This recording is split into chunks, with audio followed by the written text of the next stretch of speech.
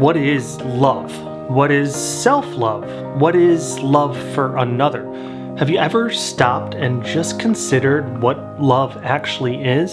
That tingling, that sensation, that admiration, that affection, that yearning, that desire, that attraction towards something, another person, or a passion or something that's in your life? That inclination to freely extend compassion and affection and adoration towards another person. And not even freely, but where it's a gift to do so. It's a pleasure and a joy to do so and give that and share that with another person or towards another person. We're going to break down what love is and what it can be for you so that you could authentically love yourself and love others more potently, more authentically, more genuinely, without selfish insecurities veiling it and disrupting that love so it is authentic and pure and really just beautiful stuff. So we're going to break all that down so that you can reconsider what love is to benefit from that. But first, I'm asking all of you to subscribe if you have not already. Just hit that little notifications button so you're on the up and up when I release new videos, which I'm doing about once a week to help bring about some joy, some purpose, and some passion into your life through mindfulness and law of attraction and other spiritual techniques. Please give this video the thumbs up if you think I've deserved it and ask some questions in the comments section. I want to know, what is the most challenging part about your love life? Let's break it down. Ask me that question and I'll be sure to do my best to answer or even make a new video to get to that point. So let's get to the point of what love is, what it can be, and what it should be for you in your life right after this intro. Hi there, my name is Hehn, and after suffering a tremendously difficult personal loss, I quit life as I knew it and began traveling the world, delighting in new and thrilling cultures and helping along the way where I could. Through endless hours of meditation, poring over hundreds of books, and delving into the depths of my own mind, I finally discovered what I've been looking for: peace, purpose, and joy. I'm here to share what I've learned so that you too can discover all that I've come to know. So let's get to it and have a bit of fun along the way. Do you love someone else? A spouse, a parent, a sibling, a best friend even, or maybe just your regular friends or even your coworkers? Well, what does it mean to love them? Do you love them at different levels or with different energies or for different reasons? Or is there a different kind of love that you have for each different kind of person in your life? Like this kind of big bubble that swallows that particular person up, and it may warm or cool or expand or contract, and it just alters that kind of energy depending on the person and the love that you have for them and the love they have for you. Or is love more like a laser beam we shoot out of our chest, like the Care Bear stare or Iron Man's little arc reactor beam there, where we can direct that beam at who we wish, when we wish, and we can alter the frequency and the warmth of that and the intensity and how big or small that beam is, and we can embrace that other person in our beam of love. A lot of people think that's a pretty good analogy of what love is that we have intention and we direct it towards another person. But I find a pretty big flaw in that because it omits something that's vitally important to ourselves and our own self-love, is that it cannot be directed towards ourself. That aiming beam extends outwards, but we need it to envelop our own self before extending outwards. And then that beam, that love, is actually getting encouraged and strengthened and just more potent while we too are loving ourselves. Here's a kind of challenging question that I ask a lot of different people when we're speaking about love. I say, that other person that you love so dearly would you say that you love them more than you love your own self? It's a hard question to ask. A lot of people say yes without even thinking, and I believe that's a really beautiful thing and it's noble, but it's also kind of sad at the very same time. The reason I ask that question is to try to open up conversation for a little bit more tougher conversation and question is, do you love yourself? Do you love yourself for exactly who you are? Not who you may become one day down the line, or not who you could have been if you did this, that, and the other thing differently. The good and the bad and everything between those two. Do you love that person wholly and truly and without compromise? It's a challenging question to answer. I know it may take moments or hours or even days to consider and really reflect and ponder upon that. But I have a different visualization, a different idea of love than the laser beam coming out of our chest. And that kind of idea that I have makes it a lot easier to answer that question of if you love yourself when you consider love in this way as opposed to that laser beam. I consider love to be an orb, kind of like the sun, an orb of energy that is within our heart, and it expands all around us in 360 degrees, and it can consume something that's within our space. Even when we think of somebody, and it pulsates with this love, and it's just all absorbing this big, beautiful sun, this big, beautiful planet of love and energy. And our love flows freely, all about, and we can intensify our love on another person or people or group of people or individual or a passion of ours. But we ourselves are also being radiated. We are illuminated because we are the source of that love. Inside us dwells the source of that love, of that light and energy that we are sharing with or towards another person. And when we realize that we can't authentically love another without our own self being illuminated with this energy, with this love, things get a little bit more beautiful because we are not loving other people to fill in gaps from our own lack of self-love, our own insecurities, our own desire to be loved because we don't love ourselves. We are encompassed, we are embraced, we are just marinating in our own self-love, and then the love that we're giving out is more authentic, it is pure, it is without compromise, it is selfless, it is of creation, of source, of God. And we are radiating that love and making our way through life, sharing that with others while also illuminating ourselves at the very same time. We love another because we love ourselves, not because we don't. So our love is authentic and it's powerful because we are independent, we are wise, we are cemented within security and self-worth and value because we love ourselves for exactly who we are and what we are right now. So this idea makes love even more beautiful in my opinion, because when we love other people, we're loving ourselves at least at that very same amount, because if we're turning it up for them, that bulb is increasing and we are turned up on our own self-love. And so we cannot really truly love and be authentic about loving another person without loving our very own self at the same time. The problem that gets in the way with this, that veils this, that makes other people struggle with the question of do you love yourself, is our projection of who we should be.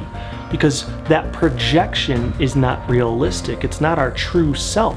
But that is where we think we should be, or who we think we should be, and that's what we don't love. Because that thing is not perfect. That projection has room to grow and has all these things to accomplish and all these regrets and resentment and all this guilt that's just piled upon it. And how could we love that? That perfectly flawed individual doesn't deserve love. It's got all of these flaws. It's impossible to love that. But that projection is a fallacy. It's not realistic. It does not exist. It's a lie, and it can never be, because even if we do grow or we do evolve or we make amends with the past, that projection is going to evolve and grow beyond us as well. It's like the shadow, but it's in front of us instead of behind. We can never catch it, because the more we get, the bigger that gets, the more that projection changes.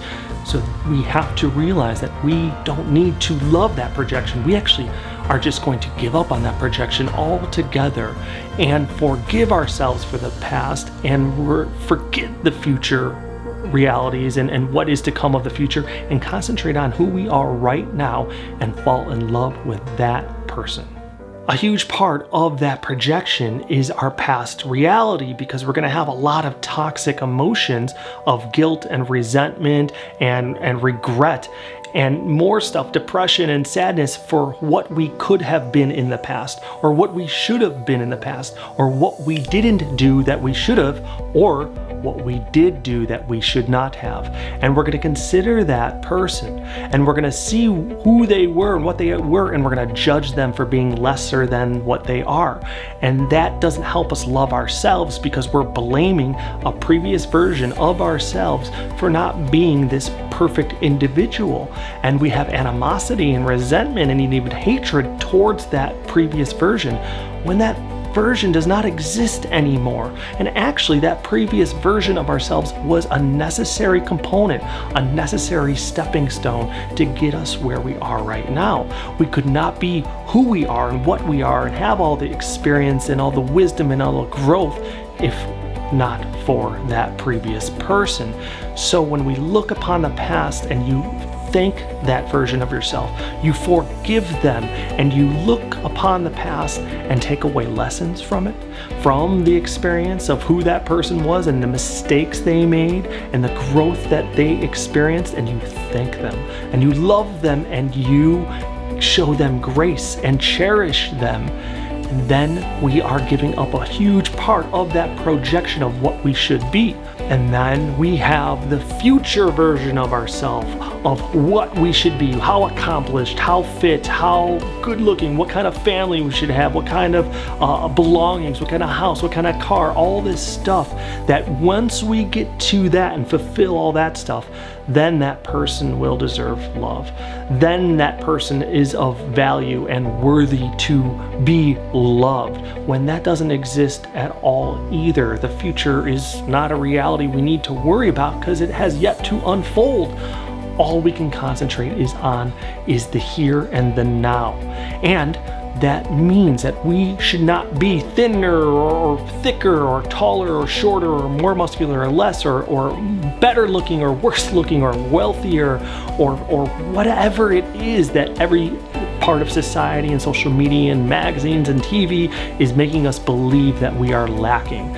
We need to love ourselves for exactly who we are in the here and in the now, just the way we look, just the way our personality is, for exactly what we have in our life and for exactly what we don't have in our life, which doesn't exist either. We need to focus on all that we've been blessed with and give grace, give gratitude for having all that. Because if we compare it with a lot of others out there, we have so much and we are blessed with so much fortune. And when we focus on that, we give grace, we give gratitude for all that we have, and we fall in love with ourselves. And we're not worried about the past because we've learned from that previous version, and we're grateful for who they were and the mistakes they made and the growth and the trials and errors that they had to navigate through. And that future version of us doesn't exist. We're not worried about that. We're going to have good intentions and law of attraction affirmations to be something more, but we're content with what we have here and now. It's like having a meal. I don't need dessert. It may make my life better, but I have this main course and it is fulfilling and I am great and I feel wonderful and I don't need more. But if dessert comes, awesome. I'm winning regardless. That's what we consider in the future. And here and now, we accept ourselves and we say, thank you. I am enough. I am worthy. I am valuable and I am loved from my own self. And with that comes liberation. You're going to feel free. There's no more pressure and stress and anxiety to be something that you're not. And there's no more guilt and resentment and regret for the things that happened in the past or didn't happen in the past. You're going to feel this weightlessness. And then you're going to start seeing that I am enough. I am worthy. I am beautiful in my very own way. And I deserve to be loved. And I love this version of myself, and somebody is going to see that and appreciate that. And the people that I do love, they're gonna know me for who I am, and I'm gonna love them with more authenticity, without compromise, because I'm not doing it to make up for something that is lacking in my own self-love, in my own self-worth, in my own insecurities. I'm gonna love them for who they are and not judge them for previous versions of themselves, or love them depending on who they become. I'm gonna look at them and I'm gonna love them for exactly who they are, because I learned to do that for myself. So your love is more authentic, it's more genuine, it doesn't have any strings attached to it, and then that relationship becomes more bold and beautiful and true and authentic and of creation and of source and of God. It is true love. You deserve to love yourself just as you are right now, and you are not perfect. You are perfectly imperfect, and that's the version of yourself that you will always truly love. And when you understand that and you accept yourself for who you are, you're going to realize that loving others is going to become more profound, more beautiful, more authentic, as I stated, and it's going to make the biggest difference in your life that you could ever imagine. No matter if you're doing mindfulness and meditations and being super healthy and law of attraction techniques and all that stuff is very potent and powerful stuff, but loving yourself truly and without compromise and really accepting yourself for who you are will make ripples into every facet of your life that is just so profound and unimaginable and amazing and just terrific. You cannot imagine it. So start with that today and start realizing that you are exactly who you should be, that you are perfect and worthy and valuable, and that you are loved and deserve to be loved. Love yourself. And speaking of loving, I always ask everybody at the end of my videos to do something unexpectedly kind for another person, whether it's a friend or a neighbor or a loved one or a complete stranger. A little act of kindness which they are not expecting. It's definitely sure to make their day, and it will be guaranteed to make your day as well. Try it out. I guarantee you'll end up with a big smile and have a good story to tell and share with your loved ones. So good luck. I hope this video has helped. And again, be sure to subscribe and ask away some questions in the comment section. Thank you guys, and know that you are loved.